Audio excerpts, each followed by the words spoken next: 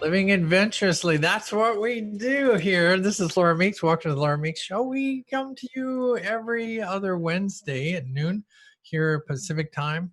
It's an absolutely wonderful day to be alive, given all the things that are going on. Our motto is dream on, fly high, and live adventurously. We are here to, a lot of the things that have happened in my life, and the joy of me doing this show is that so many things have transformed in my life. And I've learned a lot of interesting things. I've met a lot of interesting people as all this has happened. And as I'm getting into my more mature years, I have decided that it would be great if we could pass on some of the interesting stuff that we've learned. And so I scout around and find some of the most interesting people I can find to bring to you so that you can look and figure out some things that you want to do in your life. Today I have the pleasure of introducing you to Dr. Alan Leica. He is a world-class cosmetic dermatologist whose life in 2003 took a sudden twist. And this is going to be the fun of today. He suddenly found himself with a drop foot, and they did some testing, and he was given a life, a life sentence. He already has a life sentence. Very this short is going to be a one. much shorter life sentence. Diagnosed with Lou Gehrig's disease, but as you can see over there, depending on where you are, he's still living. So there is the rest of the story, and we're going to talk about the rest of the story because that's a fun and important place. He wrote an incredible book. The book is called The Secrets of Living a Fantastic Life. Discover the 13 Golden Pearls, and we'll tell you how you can get a hold of that book as we get to the break at the half-hour mark. And he co-wrote that with Harriet Tinka. If you've been following along in my show, Harriet was with me last month, and we talked specifically about what had happened to Harriet. But today is Dr. Leica's turn, and I want to, with that, I'm going to introduce you to Dr. Leica. Welcome aboard. Happy to have you. It is a pleasure to be here. I was on the show once before with Harriet, and we had a fantastic time. And I'm so delighted to be here again. It's beyond belief. And every day when you've been through all the things that I have is a day that's special. Every day that I'm given that's extra is a bonus day. So all I can say is it's been an amazing life, and I'm glad that I can help others along with it. And that's what I've dedicated my life to. Yeah, no, interesting. Give us the a version of your story, because some people heard it, but for those who are just joining us, this is an interesting path. I was walking with my wife in Disneyland and my youngest daughter. It was spring break in 2003. It was hot. It was sticky. It was the end of the day. And my wife turned to me. She said, "What's wrong with you, hon?" For once in my life, I hadn't said anything wrong. I hadn't done anything wrong. I hadn't even thunk anything wrong. But she said, "What's wrong with you?" And I was taken aback. I said, "Dear, what do you mean?" And she said, "Listen to your foot." And I said, dear, what do you mean, listen to your foot? Listen to my foot? Listen to my foot, yes. And so I said, okay. And my right foot had suddenly and mysteriously developed a right foot drop.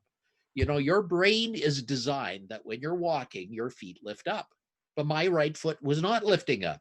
It was flapping on the pavement with each step I was taking. It was making an audible slap, slap, slap sound. And so I said to my wife, "I have no idea what's wrong." She said, "Did you have a stroke?" I said, "Let me check my stroke meter." You're a doctor. I'm a doctor. This is not how strokes present. Well, she said, "Well, there's something wrong." When we get back, you better get this checked out. Well, when you're told to get something checked out by your significant I was other, going to Laura, say, this is important. this is serious. You're not going to put the. So I went to see hundreds of doctors. They did PET scans, they did CAT scans, they did scans. And you know what they showed at the end of the day, Laura?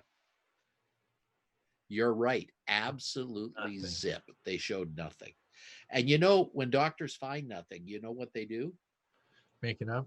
They do more tests. They Doctors aren't going to stop there. Yes. I think I had tests that weren't even invented yet, and they kept on doing tests.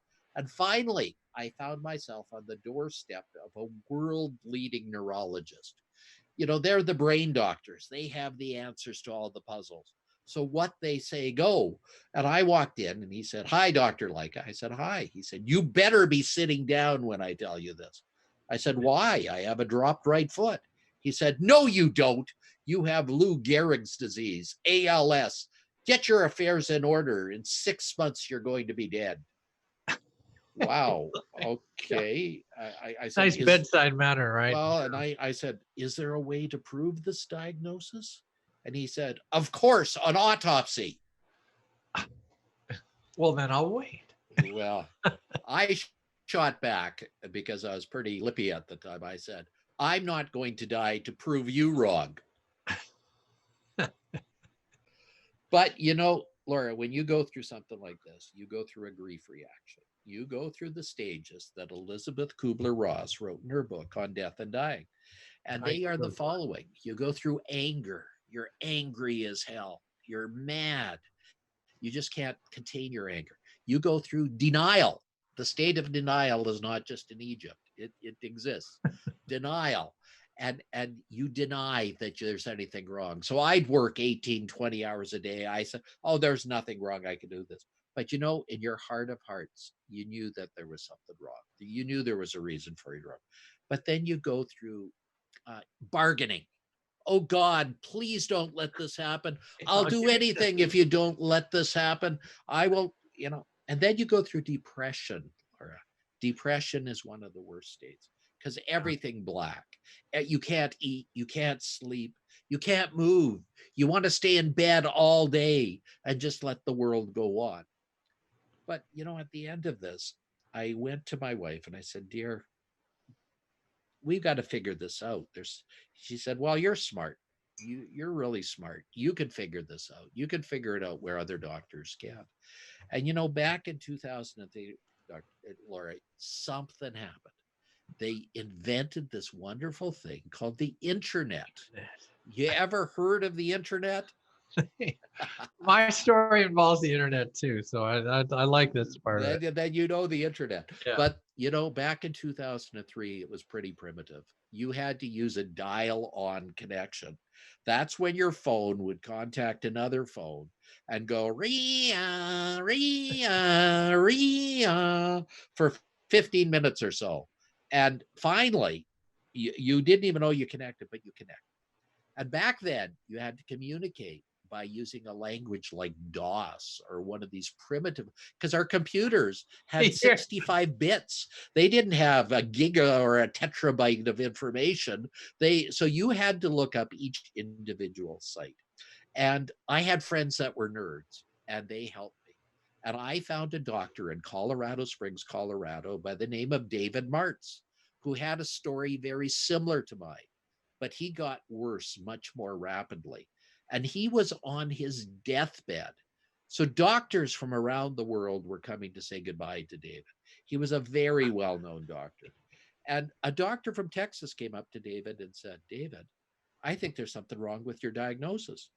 And David said, "What? What do I have?" He said, "I think you don't have ALS. I don't think you have Lou Gehrig's disease. I think you've been bitten by a tick and you have chronic Lyme's disease." David said, "Well, what's that?" Well, the doctor from Texas says, "Well, this is a rare disease.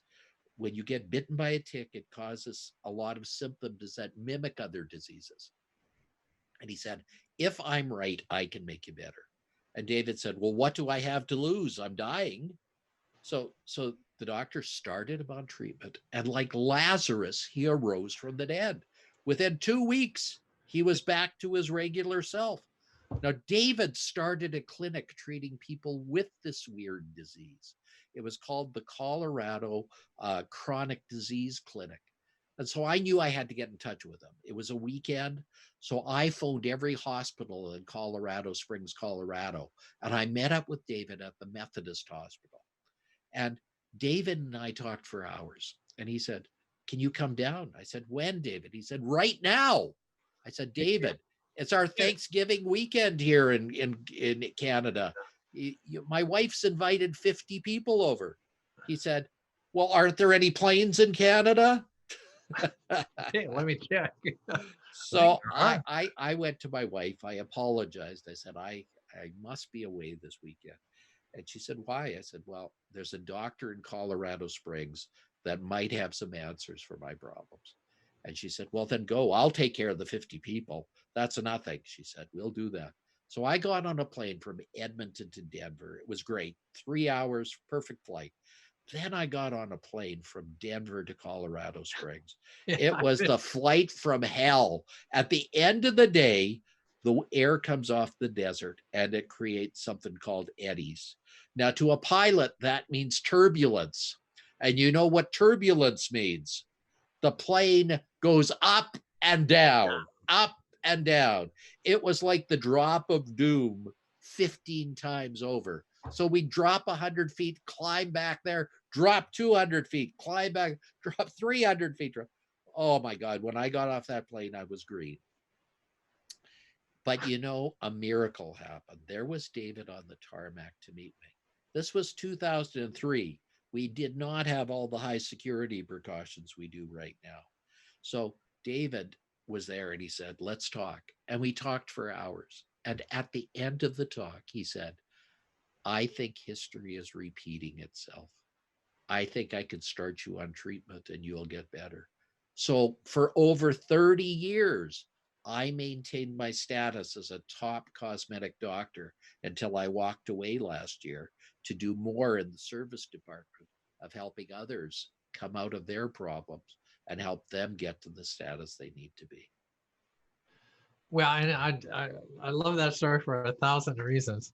They let me cover a couple of things because it's funny. Part of my story deals with the internet too, and when I tell it, I tell it very much like you do because I was sitting in Guam and I had an Apple II Plus computer. So I had it had 128K total memory. I mean, your watch probably has a million times more than that right now. I mean, there was no hard drive, there was no anything else. That was like everything it had. And you're right. I mean, we were, talking in DOS. And for me, part of my challenge was I was researching. This is kind of where I want to go. They, I had an issue, and I was searching on the internet, and I happened to use a telephone connection just like you described. I had a modem connected to a phone in Guam that got me back to the United States to CompuServe, and CompuServe had a new thing called the chat room, and you could go into the chat room and talk to people, which meant that I had a green monitor, green screen, and the little text was coming down the line. That was chatting. But while I was there, then this is where I had an aha moment. It was in the chat room that somebody started talking about transgender, of which I knew not anything about. But when they were describing what they were feeling, it was like lightning bolt. It was like, oh my God, this is the two pieces of the puzzle that I've been missing. And now I get it. But all of that came through this magical internet. And kind of what I want to ask you about is this: is part of your story has to do with this fact that and I'm gonna use this term, MD, minor deity. And I say it that way because I think most people see a person in a white coat, and you were one.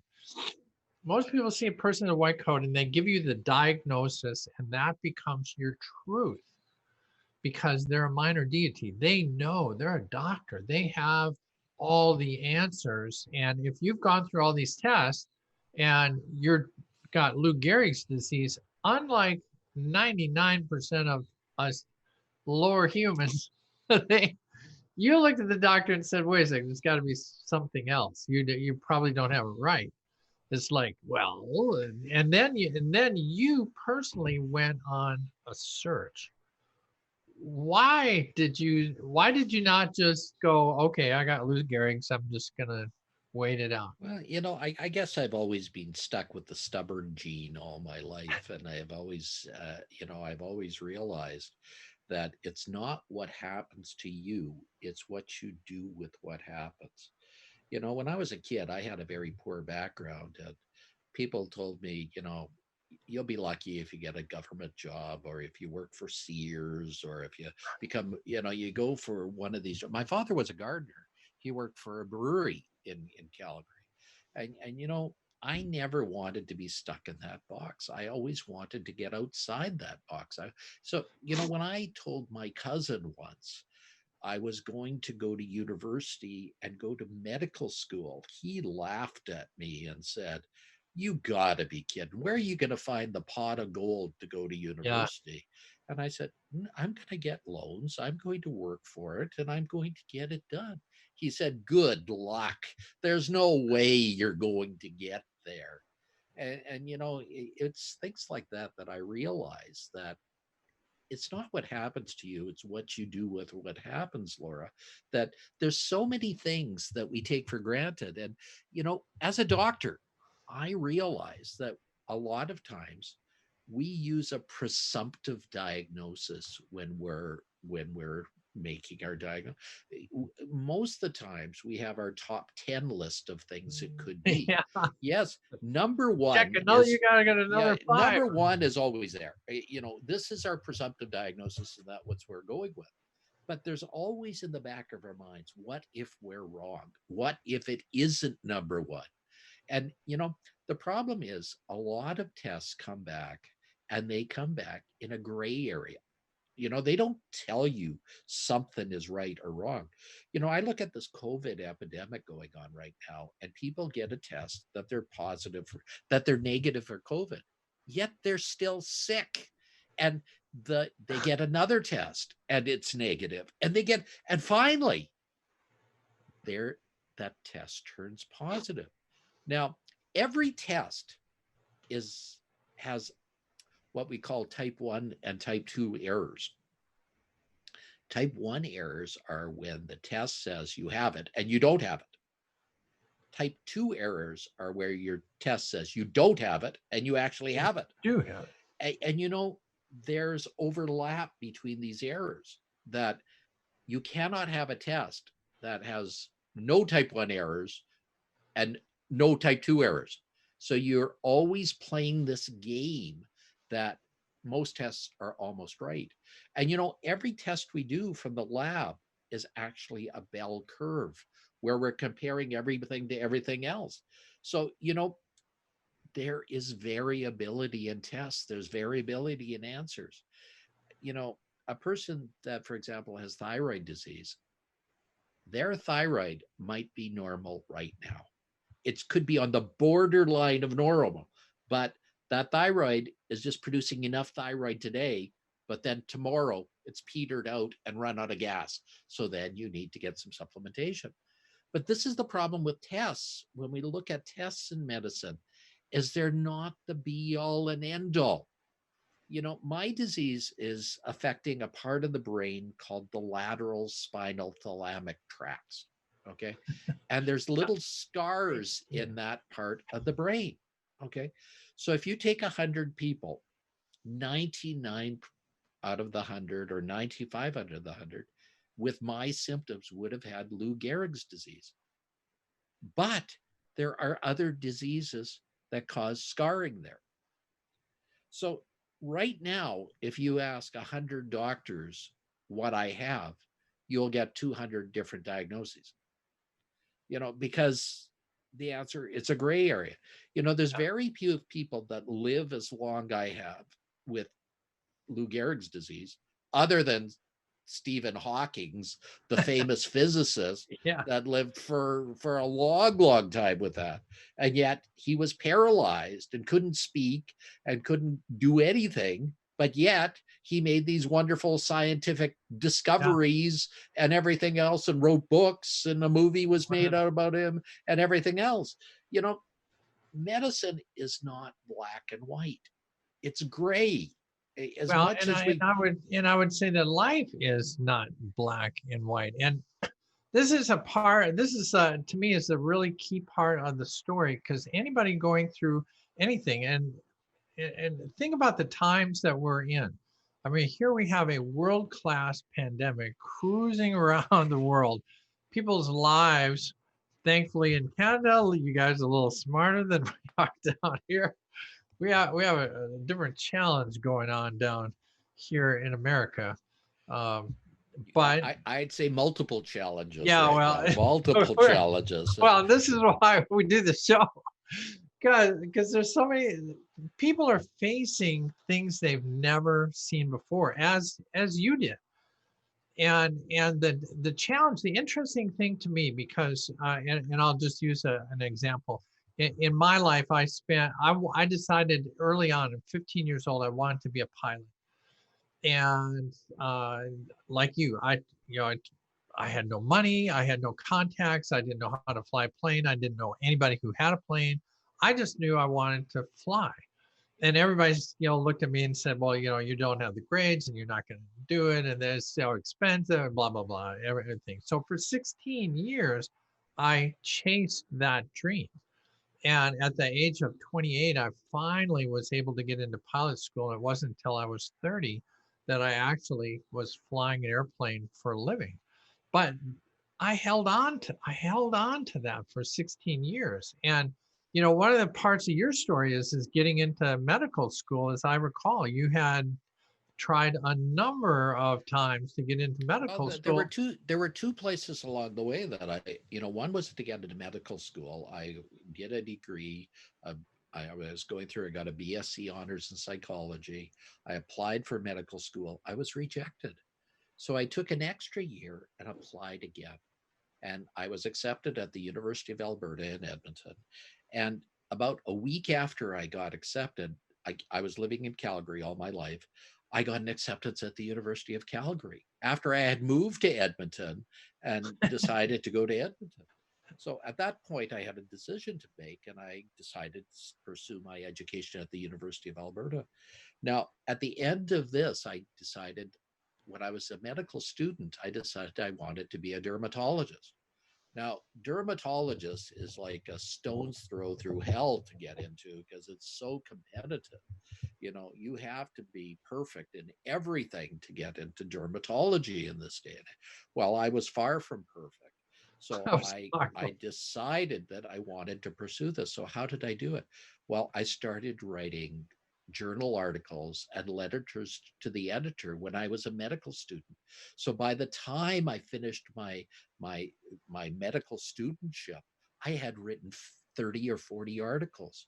And the professors that were choosing people said, I want him. He can be my guinea pig. He can be my writer when I get. yeah, So yeah, he I can then write my journals. so I applied to a lot of dermatology schools for the first time. And again, I was rejected by everyone.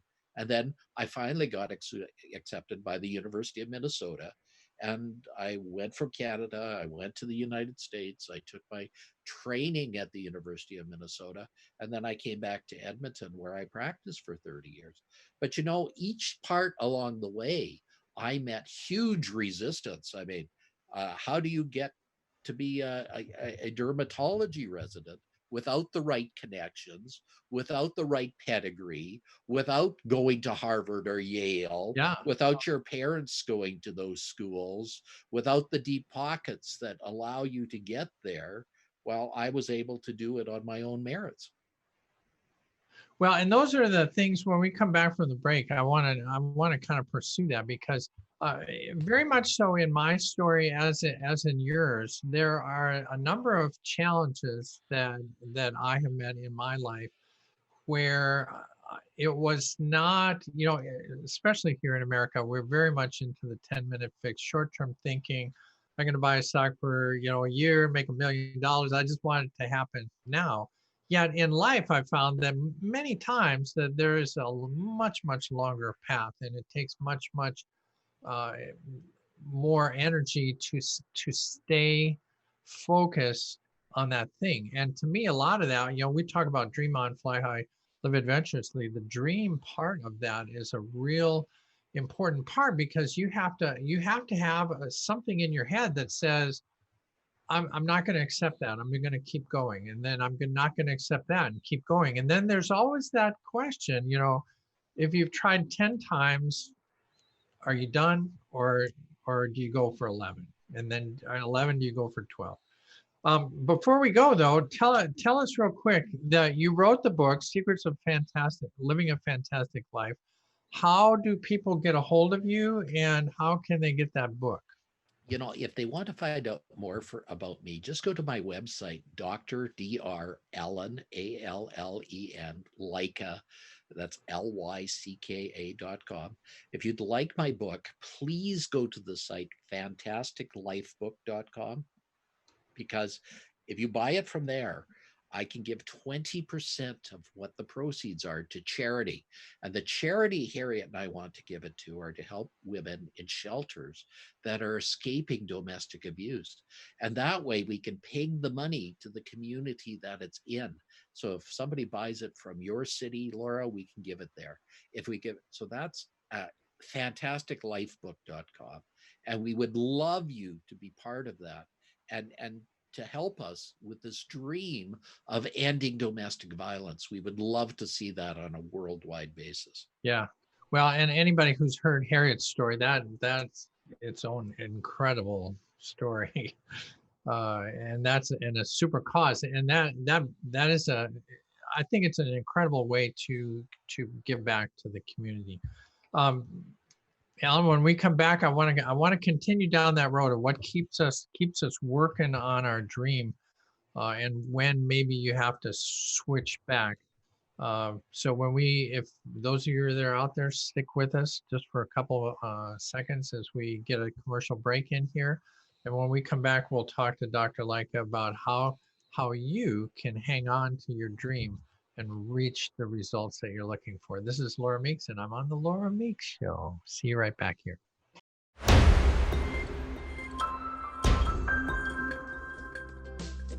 Hey, this is Laura Meeks. Welcome back to Laura Meeks Show. We come to you every other Wednesday on Transformation Talk Radio. We are happy to be on this network. Today we are talking to Dr. Alan Leica, for many, many years, world-class cosmetic dermatologist. And as he told us earlier, he has moved on to more of a personal development, community-driven life, right? They one of the things I find interesting, and I want to start here, Alan. Community. One of the things that we talked about, or you talked about when you were talking about buying your book, is that if you buy from a certain spot, then you get a chance to give back to the community. How important is community? To me, community is a lot. And I think people have to take a chance and pay it forward always. I think they have to give in order to get. And I think in this world, it's too much concentration on the getting and not the giving. And to me, I think giving is very important. And on every show I'm on, I challenge the audience to do something for their neighbor today that they wouldn't regularly do. I ask them to, maybe they see their neighbor having difficulties, or maybe they have a car and they can go get the groceries for their neighbor, or maybe they can go to their closet and find they have 20 shirts and they only need 2 of them, and they can go and get those shirts in good repair and give them to charity, because there are people without them. And food banks right now, shelves are bare because there's so many people that are hungry today and don't have the wherewithal to feed themselves. Now, there's no driving force in this world that's more dangerous than hunger, because hunger drives all sorts of problems and causes so many things that are crazy. So I would like people, like when they go to the grocery store, buy something extra and give it to the food bank. You know, if you have the wherewithal to do so, help people that need it. Help with these things, because really the world will be a better place than you had it yesterday if you make that little donation today. Yeah, you know, you and I were chatting a little bit about the difference between Canada and America. One of the challenges that I have, I grew up in an era where maybe it's just a perception because you're a kid and you're hearing stuff, but it seemed like a kinder, gentler uh, place. And one of the things that concerns me a little with the America that we're dealing with right now is that there is kind of this. It's what I call the Super Bowl mentality. We have capitalized on the idea that competition helps drive people to a higher level, and I think in a lot of the work that you and I have done, there is, and we'll kind of get back to this, there is a need to have and hold on to your dream and to make sure that you have the competitive drive and spirit to make it happen. My challenge though is that we have extended that like to an extreme where it's all about winning or losing the Super Bowl. My team did or your team did, and it's the winning, not the competition. It's not the game. It's whether you won and got the trophy or not. And now we're kind of in a spot where it's my team in American politics. It's kind of like my team or your team. We want to win, and we're past the spot of trying to win because we want a better country. We want to win because we want to win. And You know, I think in it was that John F. we're losing the idea of community. That's Well, I think John F. Kennedy said it well. Do not ask what your country can do for you. Ask what you can do for your country. I think those are important words. And I'd like to take this back for a minute to this thing about dreaming and reality. I wrote this in my book, and it is this: I believe that dreaming is stronger than reality. Desire is more potent than apathy. Hopes are more powerful than despair. Joy always triumphs over sorrow. Laughter is the ultimate God. cure for man's foibles. And I believe that love is stronger than hate and is the strongest gift of all. And you know, love is one of those things, Laura, that if you give, you get a lot more back than you gave to begin with. Now, the same is true of hate, unfortunately, but I think love is stronger than hate. And by giving and loving people, I think we will see more of that. And I think right now we're at a day and age where we can truly make a difference in the world by bringing in those principles and bringing in those things. I think this is with baby steps. It doesn't take a lot. You just have to do a little to make it a little bit better. You don't have to go and reshape the planet. You know, your neighbor's lawn needs to be mowed, and Yeah. you've got a strong back. Well, why don't you go and help him do it? Maybe he's feeble, maybe he's under the weather, maybe your neighbor needs some cookies today. You know, maybe your little dozen of cookies will make the world a better place. Maybe just little things like that will make it a better place for us. Well, and I think that is so true. You know, in Minnesota, it snows very much like Canada. And, you know, when you're a little kid, parents would say, why don't you go next door and shovel her sidewalk? You know, she's older. She can't do this. Oh, mom, you know, I have to go over there.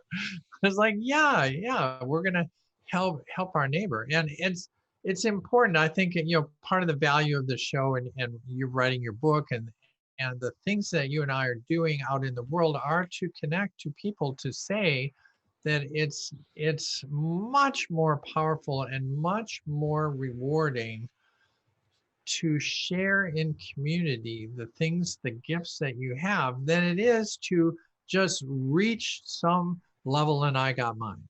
why would I shovel next door? I saved up my money, and I have somebody shovel my walk, and they'll have to do their walk, and that's my world and that's their world. But you know what? We are, as much as a teenager you think, and I think back to being 18, as much as you think that you've got the world by the horns and that you know how to do everything that you need to do, it truly takes a community. It was kind of a, Well, even in this COVID epidemic, wearing a mask does not necessarily protect you, but it protects the other person from your germs. So, one of the greatest gifts you can do is to wear a mask to protect somebody that is otherwise unprotected. So it's an act of giving to do it. It's not an act of weakness. It's not an act of cowardice. It's an act of giving to help somebody else that might otherwise not be protected. And when I look at the things that have been going on and how terrible it is out there with how many cases there are. yeah. We've got what, 21 million in the world now, and the doubling time is like every 2 days or something like that. Well, It's and crazy. a quarter of them are down here in one of the most advanced societies on the planet. But I agree with you. I think that the challenge that I find myself fighting is that there are a group of people that are so convinced that they want to win, whatever winning means, that it's us against them, and that whatever you're saying about this mass protecting somebody else, who cares? I have to earn a living. I need to go to work, and I don't care whether you die or not. It's about me and not about you. I want to win. And in the end, you're going to be standing alone. You're, Well, yeah, in all this cloud, I think there may be a silver lining. And, you know, when I look back at this time where we've literally had to take a little bit time to ourselves, well, it's a good time. I've been able to produce one best-selling book, a number one best-selling book in the pandemic of 2020. Just last week, another book I wrote with Jack Canfield called The Pillars of Success became a best-selling book as well. And there will be a congrats. third one out very shortly that I've written with Corey Poirier called Business Life in the Universe, that'll be released in the next week or so. So, I've used this time to help people get better messages.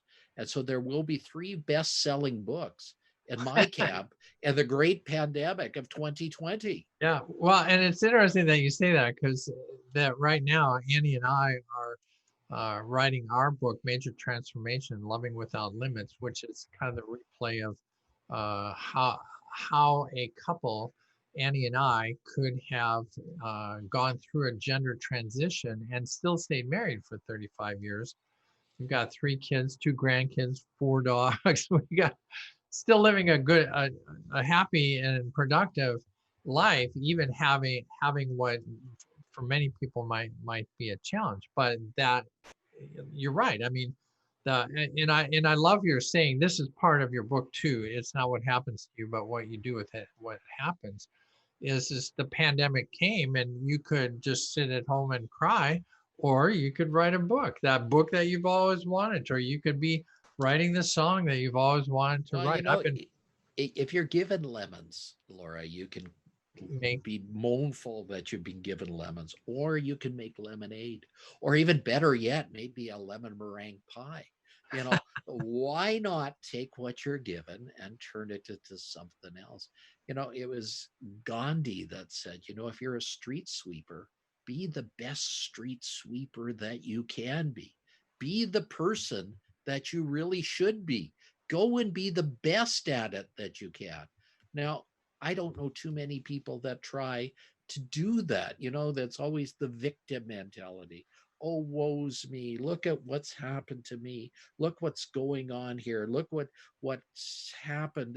And I don't, one of the things when I was a cosmetic doctor is I used to give free scar correction to people that had these terrible scars, that were burn victims and burn survivors. And I was surprised at how many would say, I don't want to be helped. I don't want to have a normal life. I'm going to use my scars to get people to have pity on me. And so, you know, we have the Well, technology and scar correction now to almost make all these scars go away. You yeah. know, the person doesn't have to live with these anymore.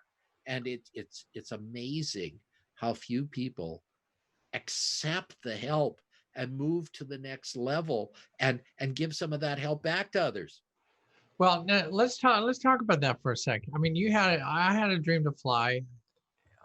I realized after a long time that one of the things I find interesting about dreaming and the power of dreaming, and I would agree with you wholeheartedly. Hope and joy goes so much farther, and building your dream goes takes you to such a higher level. Yet so few do it.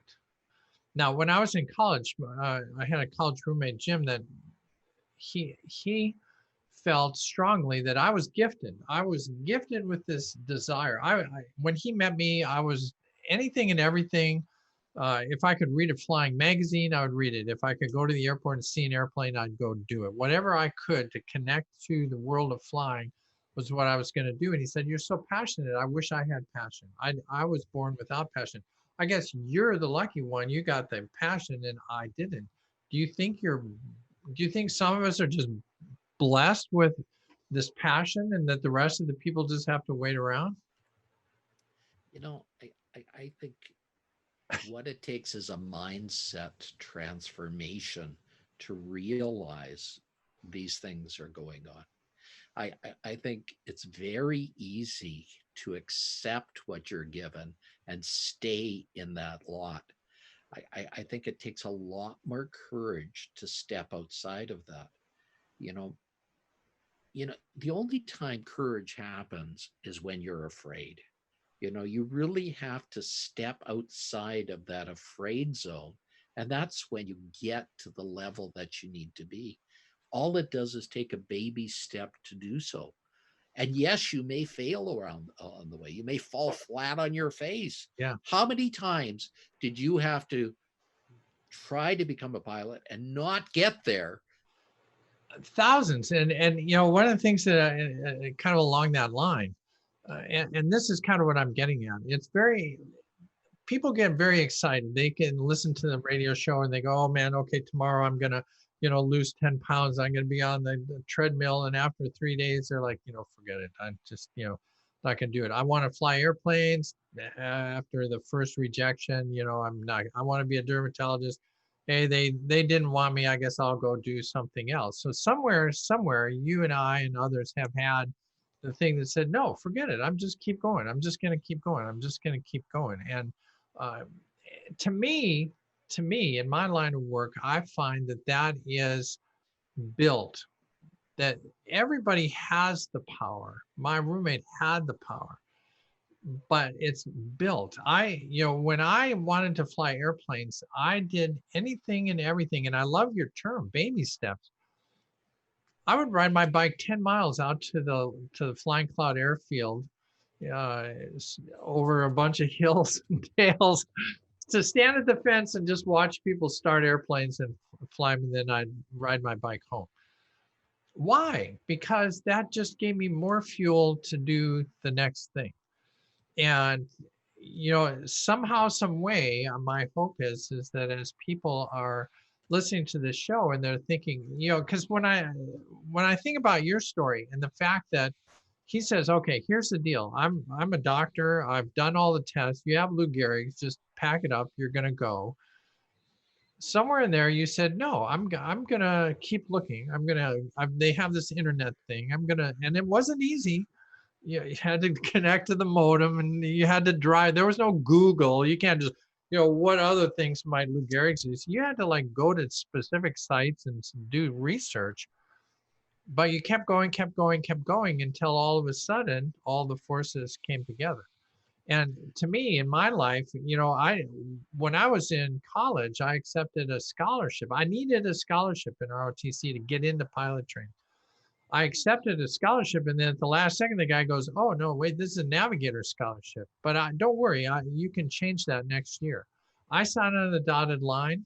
That cost me 10 years, 4 years of college and 6 years in the Air Force as a navigator that I had to endure because I couldn't apply until I got past my commitment for navigator school. All because this one guy lied to me and said, "Oh, don't worry, we can change it," when it was not true. He retired that summer. He needed somebody to sign on the dotted line. He got me.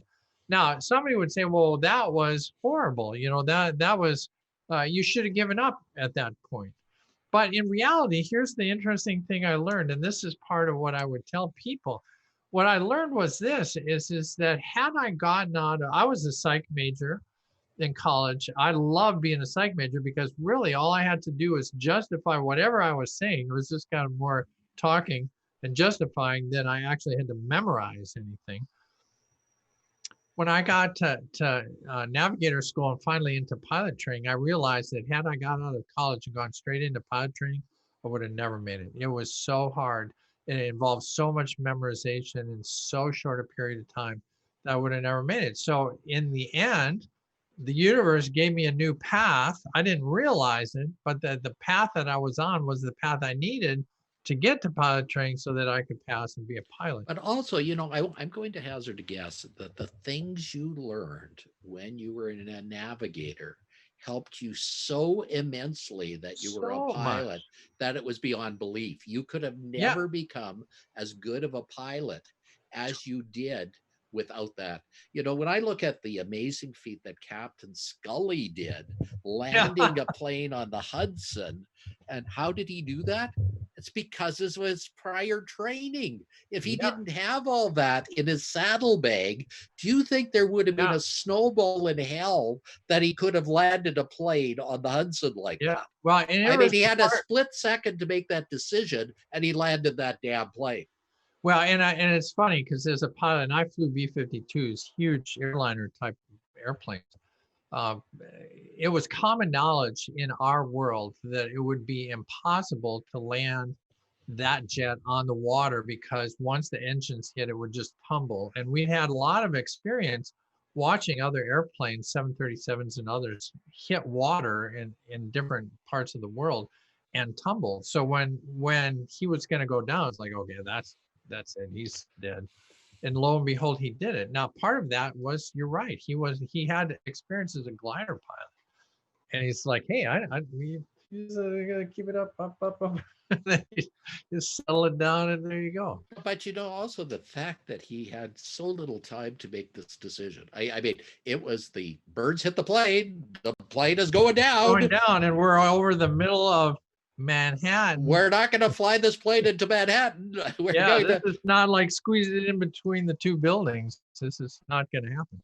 So yeah, but to go back to the fact that, yeah, I mean, you pressed on, you kept going till you found a solution. When you see people get rejected the first time, they go, okay, fine, I'm just going to lay down. I just want to like grab you and say, no, just where do you want to go? Just let's take a baby step. Let it, this journey of 1,000 miles starts with the first step, right? So Absolutely. to me, so much of it is just taking that next step. Well, we're getting near to the end of the show. Let's tell them again where we can get the book. Well, first, before I do that, Okay. Laura, I want to give all your guests a special present. I Oh, want to give them 52 golden pearls. And the way they do that is they text me the words golden pearls, two separate words. The second word, pearls, has an S on it. So text me golden pearls to 1-819-717-2515. That's 1-819-717-2515. And I will send all your guests a golden pearl every week for the next 52 weeks, because these will act as mind frames to reframe yourself every week. If you're in a bad shape, it'll bring you out of it every Tuesday. And this will be like some manna from heaven every Tuesday, that you will get a new facelift, a new way of looking at things, because I really want your audience to do better. This is my gift to your audience to help them through this time. If they'd like to buy my book, there's a lot of wisdom in it. You can get it at www.fantasticlifebook.com. Fantasticlifebook.com. Now, if you're a gold member or something of Amazon, go to amazon.com and buy The Secrets to Living a Fantastic Life book there, and send me your receipt, and I will still give 20% of it to that. If you'd like to find me, a world-class speaker and coach, look up drallenleica.com, DRALLEN, Leica, LYCKA.com. There's a lot of information there. I have a great website, some great stuff to share with you, and I'd love you to go there and learn a little bit more. If you'd like my co-author, Harriet Tinka, she's also on that site, so you can also find out about her. And if you'd like both of us to be a guest speaker on your podcast or things like that, go to dralanleica.com and check us out, because we would love to be on your show. We would love to help you. If you have a speaking engagement that you need somebody to fill, we will do it. Now, we can't travel right now, but guess what? Zoom helps to take us around the world. And I've been in Scotland, I've been in Florida, I've been in Washington, D.C., all in this last week. And now I'm on Laura's show right now. Yeah. So I've been Zooming all around the world in order to make this a better place. All right. Well, super. With that, I'm going to end the show. I will attest, I still am getting the Pearls of Wisdom. It is a great baby step to take if you're down in the dumps. Get that done. We'll post it on the bottom. With that, I gotta say, it's been really fun, Alan, to have you on the show again. Thanks so much. And this is Laura Meeks signing out. Until next time, Laura Meeks Show. Thanks for listening.